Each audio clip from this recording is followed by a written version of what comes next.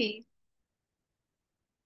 Okay. Hi everyone. Let us discuss this simple na code example. So you can see here that we have functions here. The main, which calls the thread func1 and then the thread func2, and it is sequential. So as we can predict, the it will execute the thread func1 first, and after it is done, returning into the main, then it will execute the thread underscore func2. So it is sequential. So let us see what the thread func1 and thread func2 does. So the thread func1, it iterates for 10 times, and before every printing of the I na value, it sleeps for 1 second. So technically, it needs 10 seconds to print all of the statements. So the thread func2, on the other hand, iterates 3 times, and for every printing of I na value, it sleeps for 2 seconds. So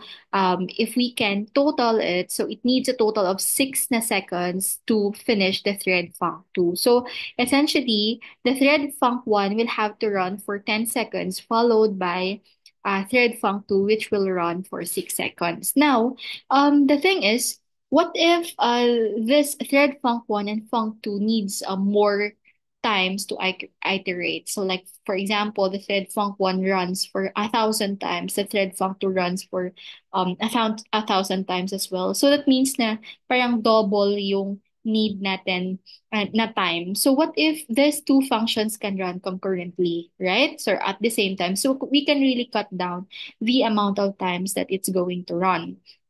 So, based on just reading the code here, so the thread func1 will have to execute first, finish iterating from I equals 1 until 10, followed by thread function 2, which will run after the thread func1 for 3 times. Okay. Now, what if we want these two threads to be concurrent or to run at the same time, right? So what we can do is to make use of the pthread underscore create na function, in which na it accepts the foreign arguments. The first is the thread ID, and then followed by the attributes, the thread function that it's going to execute, and then the arguments that we are going to pass to the thread func1. Okay, so let us see it one by one. So this is the pthread underscore create. So as you can see, we are passing here the address of the a new thread. So this is pthread underscore t, in which the thread ID is going to be returned. So and then the second argument, we just set it as null because we are happy with the default attributes, and unless we want to change some aspects like the scheduling policy or the size of the stack, then we can manipulate this ATTR or change this ATTR na pointer. Okay. The third na argument is the function that is going to be executed by this new thread that we created. So in this case, we want that the new thread will be running this thread underscore func1 no function. Okay. And as you can see, we have also updated the type of the thread func1. It's now it should return a void na pointer, and at the same time it also accepts a void pointer as an argument. So and this is a standard in the POSIX na library, and we have already discussed it last time, because as much as possible it should be flexible such that it can accept any na or data type, like whether it be int or a float or an array or a complex na data type. Okay. Now, for the fourth na argument, we just set it as null because we are not passing any data into the thread func1 na function. Okay. Now, let's see how it works. So with this code, we have created a new thread that runs the thread func1 na function. And it's followed, as you can see, by thread func2. So technically, meron tayong two threads that are running.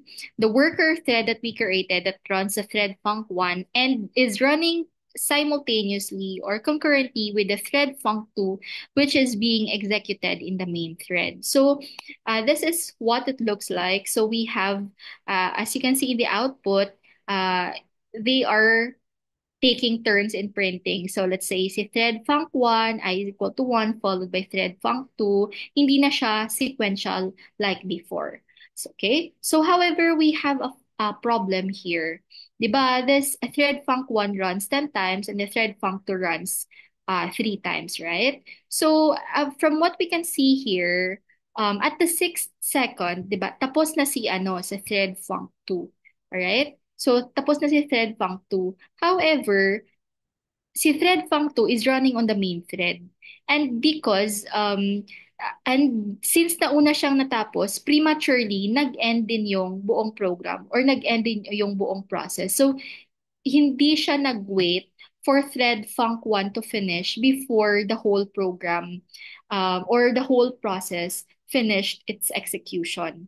Okay, so there's a problem there. Kasi nga, si thread func 2 need lang ng 6 seconds, pero si thread func 1 need ng 10 seconds. So, hindi natapos yung buong program. Premature yung pag-finish niya. Now, what do we do here? So, we want to have a mechanism such that yung main thread natin, magwi-wait siya doon sa thread function, a thread that we have created. So we can do that by adding this pthread underscore join.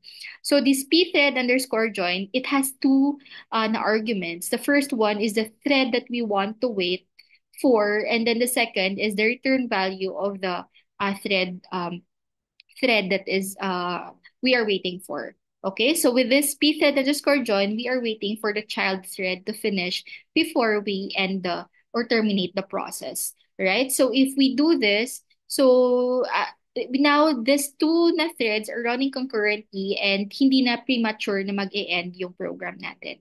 Okay, so this joining is one way to accomplish synchronization between threads. So this is it's a general na diagram. We have this master thread. In this case, ito yung main thread natin. And after we have created a thread, so we now have worker threads doing their work. And once na mag-end na sila, or while they are doing work, naghihintay lang itong si master thread natin. Okay? So it may end normally or kapag nag-return na sila from the call, if natapos niya yung task, so implicitly, kinocall niya naman si pthread underscore exit. So pag natapos na siya, so then the program can now exit. So if a thread was already completed before natin i-call yung pthread underscore join, yung method natin will just immediately return a value lang. Okay? So, yes. That's it. Now, what if we want to pass a certain argument? So from our example here, sa pag-create natin ng thread, we pass a null function, di ba? Null, rather, null lang sa fourth na argument. So now, gusto natin na mag-pass ng argument. So this is an example. So we have modified our code here. So we have created an int v equals 1, a v na variable, and we are passing into thread func1 this v. So we are passing the address of v. So v is a shared na variable. So it is stored in the main na stack and it's passed by reference. Okay? Passed by reference siya. So essentially, so since v is a shared na variable, changes that are being made by the function that is being run by our thread is also changing. Magiging visible din dapat siya sa main. Okay? Magiging visible din dapat siya sa main. And if we do pass by value, yung mangyayari is, yung thread na to, i-accept niya nga si V. Tapos, i-modify niya. However, it will not reflect on the main, di ba? However, if we are passing the address of V, the thread can directly modify V so that the changes persist in the main. And as you know, yung type ng argument here is also a generic na pointer. Okay? So, generic na pointer din siya. And that's why now we have to cast this argument that we have received into the original na into we can cast it into an int so that we can use it a point as a pointer into the integer. Now, the v will now point the original na pointer or yung v from the main, allowing the thread to modify it. So that's the thing with generic na pointers. We can just do casting in order to make use of the variable that we have forwarded so far. Okay, so that's one example. Stop share.